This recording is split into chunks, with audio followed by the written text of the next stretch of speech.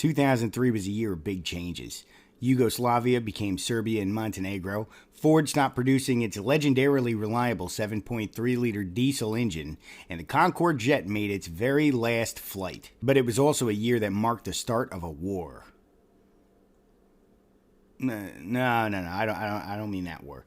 I'm talking about the war on the airwaves of rock radio and rock television. Now, I was 13, 14 years old at the time, so young kid in the music scene. You know, I was a drummer, and I was into some rock music. So I was doing one of two things. I was either listening to the local rock radio station, or I was watching Fuse Music Television. For those of you who may be too young to remember, Fuse was an alternative music station that, unlike its competitors MTV and VH1, actually played music videos. But there was a downside. They had bills to pay. So every now and then they had to cater to the masses by playing whatever was popular in the alternative scene at any given time. And in 2003, what was popular in the alternative scene was a very mixed bag of bands that were part of a garage rock revival. Now, there were some good examples of this, right? You had Modest Mouse, you had The Strokes, you had The White Stripes, kinda. I'm not a huge Jack White fan, but we'll put him in for the purposes of this list. I know a lot of people like him, so I can't take away the guy's influence. But if it were up to me, you also had Franz Ferdinand. They were pretty decent-ish. The Hives. There weren't a ton of good examples. Now, the bad examples included bands like Wolfmother, The Vines, and the worst offender of all, Jet. In 2003, Jet came out with their debut LP, Get Born, and it has been plaguing rock airwaves ever since. Technically, this means the war to which I'm referring happened in 2004, but that was a year with enough of its own problems. Now, let's get out of the way first. Jet were not that bad of musicians, right? As a young guy, I kind of liked their drummer, right? He was okay. I mean, he wasn't going to put on a clinic of his own or anything, but I liked some of the fills he played in Are You Gonna Be My Girl? I feel like Jet basically occupied the sonic space in the back of the dive bar while you and your friends played pool in 2003. But holy shit did they crank off some stinkers as the lead singles on this album. I mean, they were bad. And the worst part was they were inescapable. They were literally everywhere rock music was. And somehow they sublimated any implication of coolness by being present at the same time on both rock radio and grocery store speakers. Doesn't it usually kind of take the teeth out of something if it's also playing in the local Walmart? Maybe mom just wanted some badass tunes to kick out the jams to while she's shopping for frozen carrots. Here's Are You Gonna Be My Girl? And she says, yes, I would be your girl. It would take almost nothing for me to leave this thankless family. But enough about why I don't like Jet personally, because I could go on for days. Let's look at their first couple of singles and see just what makes them so bad.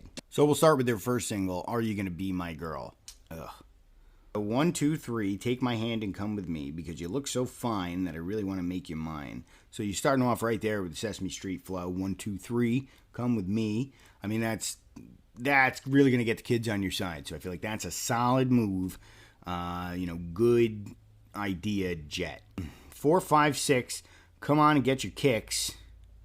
Now, you don't need money when you look like that, do you, honey? It's kind of got some bad implications to it. But you already said she looks fine. Like, now you're going to specify into no. You're like the don't even need money fine. I mean, it's just a really strange compliment, and it's also redundant. So let's keep going. Big black boots, long brown hair. She's so sweet with her get back stare. Now, I remember as a kid, I always thought he was saying jetpack stare. And I thought, like, wow, like, she's really cool. Like, she's about to blast off, kind of cool. But no, in looking at the lyrics now, I see that the term is get back stare. What that tells me is she's not really receptive to the game that he's spitting. She's hitting him with the get back stare, which I assume is like, kind of like French Stewart from Third Rock from the Sun. One of those like what the fuck? Dick. Well, I could see you home with me, but you were with another man. I know we ain't got much to say before I let you get away. I said, are you gonna be my girl? So I want you to picture this. So this girl's at this bar or whatever with her man. Presumably they're both about to leave, and the guy from Jet just fucking comes up out of nowhere and he's like, yo, what's up? Like, you're fucking hot. And he's like, you know how hot you are? You don't even need money. You could just fuck your way around, like, for free. So, Yeah, so anyway, you wanna come with me or what? You wanna be my girl? and this girl's hitting with the get back stare, like, what the fuck is this guy? Is he talking to me? It's just a really weird vibe. And so anyway, he lets her get away. As he admits in the song, he's gonna let her get away, but I guess he's shooting his shot regardless. Admirable, I guess it would be if you weren't quite so shitty about it. But alas, she does not want to be his girl, which brings us to the next single, Cold Hard Bitch. So obviously, he's taking his rejection very well. I can't even fucking say it with a straight face. God damn it. So, Cold Hard Bitch. So I want to point out here, looking at the lyrics to this song, the first 4 lyrics, they don't quite fit up with the rest of the song. They kind of are doing something weird there on their own. Gotta leave town, got another appointment. Spent all my rent, girl, I enjoyed it. And I guess there's 2 ways that you could look at this, right? You could look at this as kind of the innocuous way where it's like, hey, I fucked off with some girl and, I blew all my money on her, but I had a good time, And that's fine. It's a little bit weird. It's very clinical. And I don't think that's by accident. I think that's intentional, as we're about to see. Ain't gonna hang around till there's nobody dancing. I don't want to hold hands and talk about our little plans, all right? So I get it. Now, this guy's all business. He doesn't want to stick around. He doesn't want to fucking dilly-dally. He wants to hit the fucking road. So, I mean, that's pretty badass. What a badass guy. Cold, hard bitch, just a kiss on the lips, and I was on my knees. So, obviously, this very standoffish woman gives him a kiss on the lips, and it literally brings him to his knees, which is, not very badass. It's kind of on the metric of badass. Like a kiss bringing you to your knees is kind of like anime protagonist. That's like at the very bottom, I think. But he keeps on going instead. I gotta check her out. She's my latest attraction. I'm gonna hang around. I want to get a reaction. Now that line again. These you notice a common theme in every single one of these songs. There's a line that's just like, really? That's what you said, huh? I guess you could chalk it up to 2003 being a different time. I think even back then, if I had stopped hating this song so vehemently and had actually taken a look at the lyrics, I think that it would have. I probably would have thought it was weird then too, but I don't know. I don't know what the fuck I was thinking in 2003, to be honest, because I thought that my parents loved me. So first off, she's an attraction. Like, what is she, with the traveling fucking circus? Ooh, look at that crazy girl. Look at that cold, hard bitch up there. And then he's going to hang around and wants to get a reaction out of her. That reminds me of, what is that fucking called? Peacocking. When the male pickup artists go to like a bar or something and they walk up to a girl and they're like, hey, yeah, what are you doing here? You're fucking hot, huh? Pretty cool. You want to be my girl? And the girl's like, who? Like, no? And he's like, yeah, okay, well, I mean, you're lost, right? I mean, look at me. I'm here in my fucking fishnet vest, and my 1920s fucking policeman hat. Guess what? It got me talking to you. Huh? Isn't that cool? Aren't I cool? Aren't I a cool guy? Anyway, don't you want to fuck me? Yeah, I'm a nice guy too. This is where I think the whole clinical aspect actually kind of ties it up. Gonna take her home because she's over romancing. Don't want to hold hands and talk about our little plans, all right? So now she's over romancing. And I'll tell you why, because I think the implication of this song and calling her a cold hard bitch is to mean that she is emotionally detached because this is her profession. So I think she is a sex worker. And look, that's fine, right? There's nothing wrong with sex work. Sex work is real work. It makes people money and, good. I don't want to say good for them, but I guess it's fine. It shouldn't be stigmatized. But to brag about it, not even to brag about it from a proprietary sense, brag about it from the point of view of a customer who's like, ooh, yeah, I got another appointment. And then, yeah, oh, this girl I got an appointment with, oh, man, let me tell you what, like, she's a cold, hard bitch.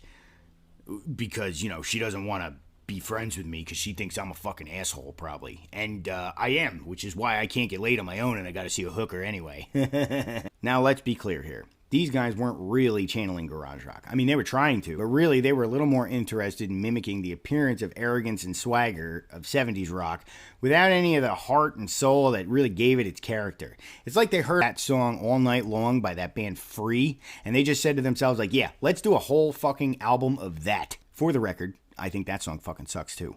But one thing I can't say is that that song does not have character. But Jet, on the other hand, literally wrote songs about women who wanted nothing to do with them and then bragged about it without any of the self-awareness of that song All Night Long. You know, like the part where the guy's like, love, you know, like Lord above. None of that was present at all. It makes the whole thing ultimately come off like a complete douchebag who's unaware of just how much of a douchebag the rest of the room thinks he is. That's kind of why I actually liked the third single off this album, which was Look What You've Done. It traded in all that in-your-face ruckusness for a mellow and somber look at what happens when you're a giant asshole all of the time. Now, why there was such a self-aware song on an album that seems to flagrantly disavow any sort of self-awareness is beyond me. But I do know that song was decent, and I fucking hate ballads. So if I like a song that's a ballad, and it's the only good song on your album, and your album is a rock album, and it's got hard rock on it, that means you really fucked it up. You fucked up big time. You dropped the ball, Jet. Okay,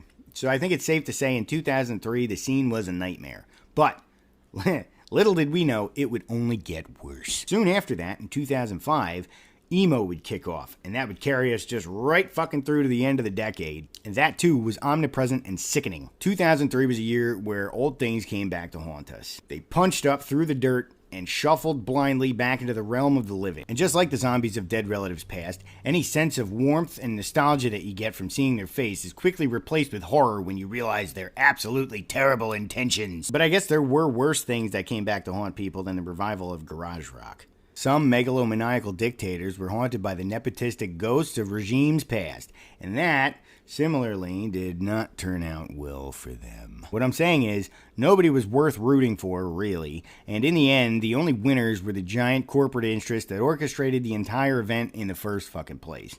So, you know, there's that. Next time somebody hits you with some questions about Jet, like, ooh, yeah, you remember that band Jet? Or like, hey, I got tickets to Jet, you want to go see them? Just remember to hit them with Jet's own technique, the patented get back stare.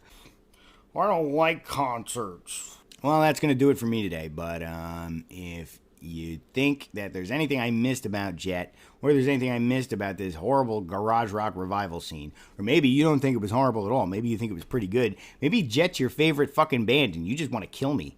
I mean,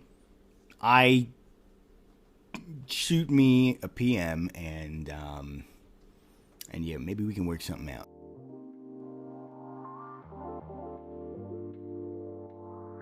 I still can't listen to Taking Back Sunday. I'm sure they're probably not as bad as I remember them being, but I remember them being so fucking bad that I just locked them away out of my life forever, and I'll never listen to them again.